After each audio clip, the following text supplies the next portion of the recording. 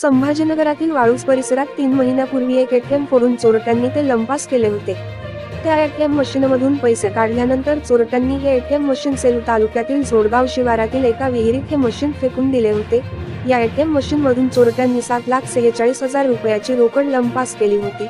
पण पोलिसांनी 3 महिन्यात या आरोपींचा छडा लावला आणि संपूर्ण गुन्ह्याचा उलगडा झाला। रविवारी पोलिसांनी हे एटीएम मशीन विहिरीतून बाहेर काढून हस्तगत केले आहे। एटीएम चोरीचा गुन्हा घडल्यानंतर संभाजीनगर पोलिसांनी आपली तपासाची चक्रे फिरवली।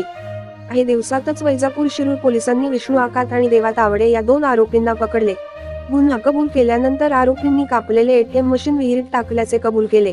न्यूज मराठी लाईव्ह प्रतिनिधी परभणी।